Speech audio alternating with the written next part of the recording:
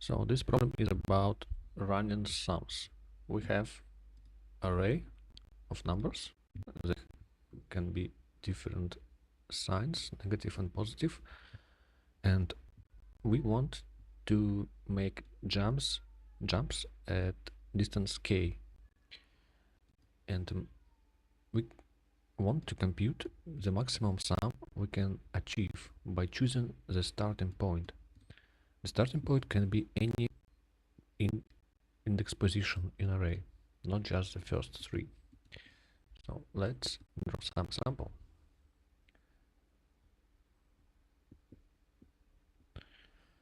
And k, for example, 2. So let's observe how these jumps are behaving. If we start from this position, what other positions we will visit? We will visit position this, like 0, 1, 2, and we will visit position 4. If we start with position 1, we will visit only position 3. So this is a constant like stable positions, that it doesn't matter which one we choose from it, we always visit the other one. That means we can maintain some array of length k, and we will compute the sums in a separate manner, like for positions 0, 2, and 4 will be one value, and for position like 1 and 3 there will be another value. So the next question is, how can we define the maximum? How can we achieve it? If we just blindly sum all the positions, like 1 minus 1, 3, 1 minus 1, and 3, the sum is 3. That's not a very good example, because it doesn't matter how we start, we always have a maximum 3.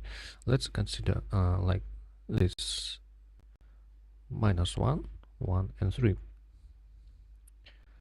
This is another case, and if we start with the first one, the sum would be just 3, and if we start with the second one, the sum would be 4. So there is a strategy to achieve the maximum, and this strategy is drop the previous value sum if it is negative. However, we can't just drop particular value, we always must drop all the previous sum. So this is called Cadane algorithm. It's well known, and for this problem it's just a variation of this algorithm that has k values. So that's it, and to find the index which one of this array should be used, we just do it like this. We calculate the remainder of index divided by k.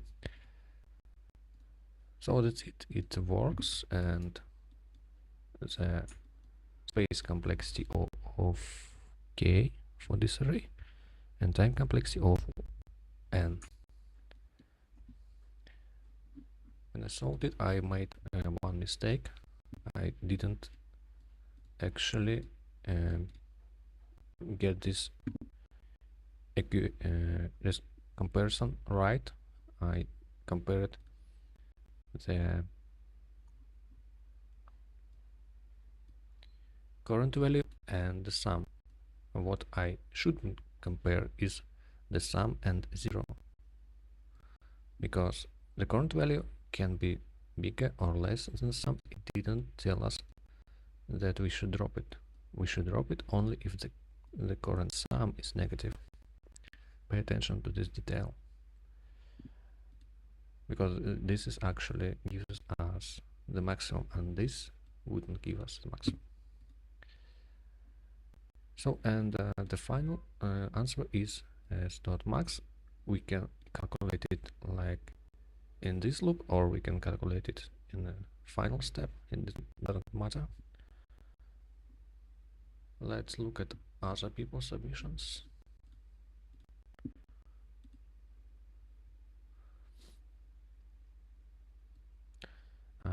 Actually, they doing it like interesting way with O of n instead of k,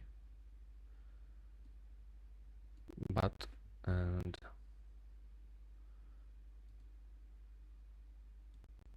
interestingly it is the same algorithm but without the pointer arithmetics. This called dp and also use energy size. Okay, I think my solution is a little bit more effective.